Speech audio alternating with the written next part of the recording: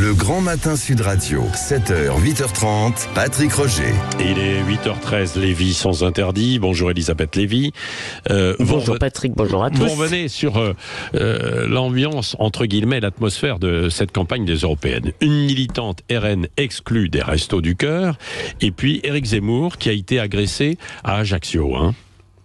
Vous voyez, c'est une drôle d'ambiance. Le 1er mai, donc, Colombe, qui est une chômeuse de 60 ans, assistait au meeting de Marine Le Pen et Jordan Bardella à Perpignan. Et sur TF1, cette bénéficiaire du RSA déclarait en pleurs: on a du mal à vivre, on a les huissiers, les menaces, il n'y a pas de travail, pas d'usine. Et pourtant, je suis bénévole au Resto du Cœur et j'aide les gens de la rue. Alors, ce témoignage a fait 5 millions de vues. Il a suscité aussi une lettre de Léon Desfontaines, le candidat communiste, et beaucoup d'émotions chez les internautes. Mais attention, il n'a pas plu au Resto du Cœur. Au nom de la neutralité politique, Colombe a été poussée vers la sortie. Ils disent qu'elle a démissionné, mais enfin c'est pas très clair.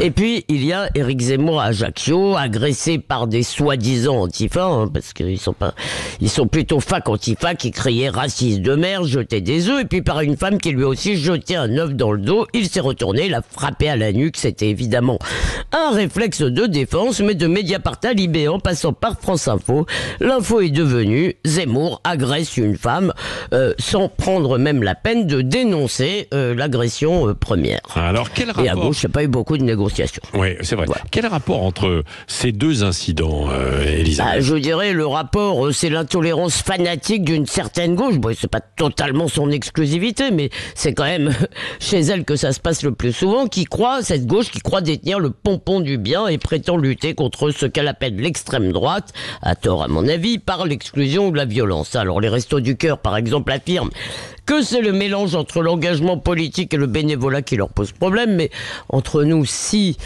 Colombe était allé à un meeting de Jean-Luc Mélenchon, je ne suis pas sûr qu'ils auraient protesté. Et d'ailleurs, à ce sujet, pardon, je fais tout le temps cette erreur, François Ruffin a tweeté: toutes les Colombes du pays, nous ne devons pas les mépriser, nous devons les entendre et les comprendre. Et bien sûr, il a raison, sauf que justement, sa famille politique ça s'emploie depuis 40 ans à ne pas comprendre pourquoi des Français parfaitement respectables votent Le Pen et maintenant Zemmour, ou Marion Maréchal en l'occurrence. Et pour eux,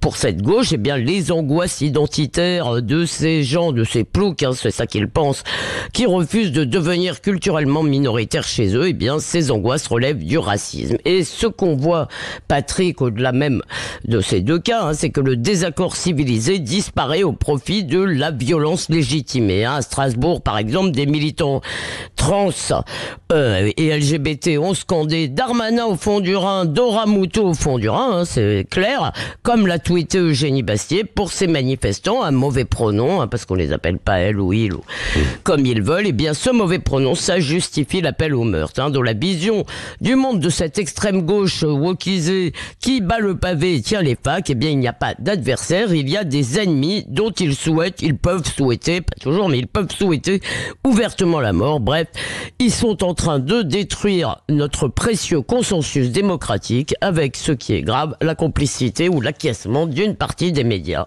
Elisabeth Lévy.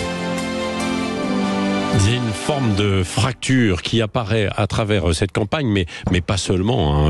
Arlette Chabot, Éric Revel. Arlette. Oui, je sais pas, moi je suis sensible au cas de Colombe, évidemment, parce que j'ai vu le reportage et personne, tout le monde a été touché, évidemment. Donc, ce qui arrive après, la décision qui est prise de l'écarter, cette femme est à la fois très, très malheureuse et d'une générosité totale. Donc la virée des Restos du Cœur, c'est pas bien, quoi. Voilà. Point final.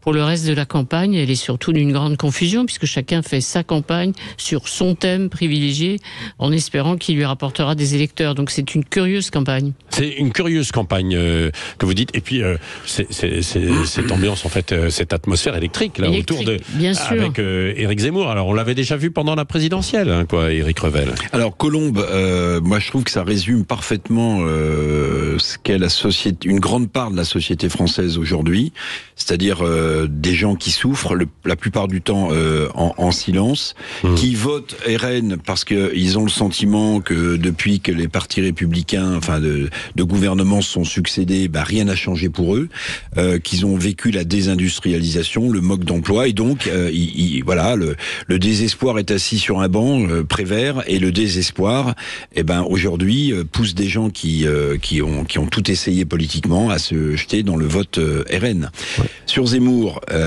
évidemment qu'il faut condamner cette agression. Évidemment que les médias certains médias publics s'en sont donnés à cœur joie. Et c'est vrai que franchement, le papier sur le site de France Info où on voit Zemmour frappe une femme, je veux dire, c'est factuellement faux. C'est factuellement un... Alors, il frappe, il donne bien un coup, mais il raconte après l'histoire. Mais quand vous voyez le titre, bon...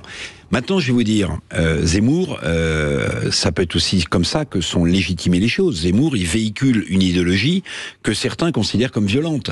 Alors, je ne dis pas, évidemment, qu'il faut lui balancer des œufs ou qu'il faut l'enfariner, mais c'est pas la première fois qu'un politique reçoit des œufs. C'est pas la première fois qu'un... Il y a aussi un problème, et je le redis, c'est le problème de sécurité des hommes politiques, en tout cas pour Éric Zemmour, parce que normalement, quand vous avez un service de sécurité, quand vous baladez dans la rue, en fait, ce service de sécurité vous protège et aussi empêche normalement, précisément, d'avoir un réflexe presque humain, c'est-à-dire on vous agresse, vous vous défendez, vous voyez. Bon, là, ça s'est pas passé comme ça. Maintenant, je vais vous dire une chose. Ces médias qui travestissent la réalité en expliquant que l'agresseur serait Zemmour, en fait, ils ne se rendent pas compte, je pense, et pourtant ça fait des années que ça dure sur le sujet, qu'ils encouragent justement. Ils font le jeu des... Mais évidemment. Elisabeth Lévy, vous vouliez ajouter quelque chose? Oui, très vite. Moi, je trouve quand même, excusez-moi, vous me dites Zemmour véhicule des idées violentes. Et ça me fait penser souvent que Pardon, attendez, je vais finir ma phrase. Merci, je vais terminer mon raisonnement, Eric. Merci.